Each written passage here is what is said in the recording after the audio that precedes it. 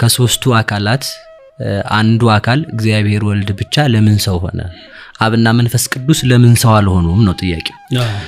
ጥያቄ ጥሩ ነው። እንግዲህ ያው ሁልጊዜም እንደምናገኘው የመጀመሪያው ግብር አላቸው። ለምሳሌ ቅዱስ ጎርጎርዮስ ሃይማኖተ አበው ምዕራፍ 13 ቁጥር 1 ጀምሮ ሲናገር አይምር ኩሎ ግብረ እምሰለስቱ ግብራት፣ ከነዚህ ከሶስቱ ግብር አንዱን ግብር እወቅ ካለ በኋላ ዘውእቶሙ አስማት ይላል። አስማት ማለት እንግዲህ ሰው እንደሚተረጉመው አይደለም።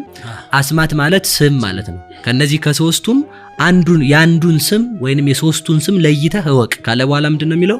ወውእቱ ፍጥረት፣ ይሄውም ደግሞ ፍጥረት ነው ካለ በኋላ ወስም አለ። ስም ማለትም ነው ካለ በኋላ ምን ይላል?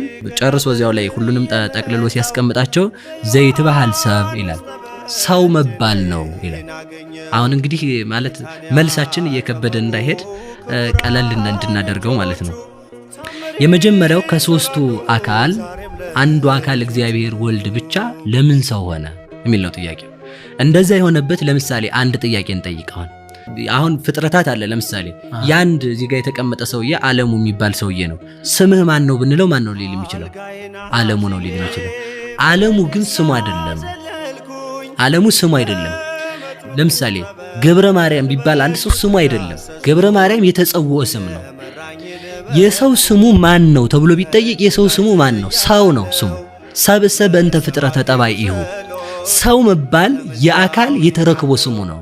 ሰው መባል የአካል የተረክቦ ስሙ ከሆነ የሰው ከሰው ከስሙና ከአካሉ ማን ይቀድማል የሚል ጥያቄ ነው። ተረክቦ ማለት የመገኘት ማለት ነው። የአካል የመገኘት ስሙ ነው። እንደዚያ ማለት ከሆነ የሰው ስሙ ማን ነው የሚል ጥያቄ ቢነሳስ ምንድነው? ሰው ነው መልሶ። አሁን መልሶ ማለት ነው የሰው ስሙ ሰው ከሆነ ከሰውና ከስሙ ማን ይቀድማል ከተባለ ሰው ስሙን አይቀድምም፣ ስሙ ሰውን አይቀድምም። ሰብእሰ በእንተ ፍጥረተ ጠባይሁ ማለት ምን ማለት ነው? ሰው ማለት ስለ አካሉ መገኘት የተነገረ ስም ነው። ለምሳሌ እግዚአብሔር ስጋን ልፍጠረው ነፍስን ልፍጠረው አይደለም ያለው።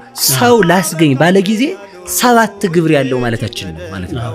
ስለዚህ የሰው ስሙ ማን ነው ብለን ስንጠይቅ ሰው ነው። የሰውን ስም የኔን ስሜን አሁን ለምሳሌ ግሩም ነው የሚባል እንደ ቸርነቱ ግሩም የሚለውን ስም ማን ይቀድመዋል? አካሌ ይቀድመዋል። ገብረ ማርያም የሚለውን ስም ማን ይቀድመዋል? አካሌ ይቀድመዋል። ሰው የሚለውን ስም ግን ማን አይቀድመውም? አካሌ አይቀድመውም። አካሌ በኖረበት ዘመን ስሙ ማን ነው? ሰው ነው የሚለው። የሰው ስም በኖረበት ዘመን ስሙ ሰው ከሆነ ስሙ ሰው እንደሆነ ሰው ማለት የአካል የተረክቦ ስም ነው። አካሉን ስሙ አይቀድመውም፣ ስሙን አካሉ አይቀድመውም። እንግዲህ እንድንይዘው ነው እንዲገባን ማለት ነው። አካሉን ስሙ ካልቀደመው፣ ስሙን አካሉ ካልቀደመው ተገዥ መባል ገብር መባል ደግሞ በእንተ ግብርናቲሁ ተፈጥሮ ስለተገዛ ከተፈጠረ በኋላ ተገዥ ስለሆነ ምን የሚል ስም ተሰጠው? አገልጋይ የሚል ስም ተሰጠው አለ። ገብር መባል ስለመገዛቱ የወጣለት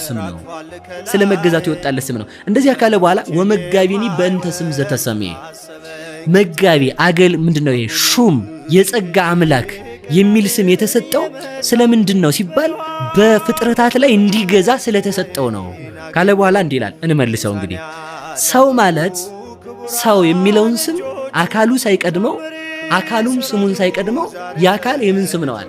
የተረክቦ ስም ነው። ስለዚህ ሰው የሚለው ስም የአካል ስም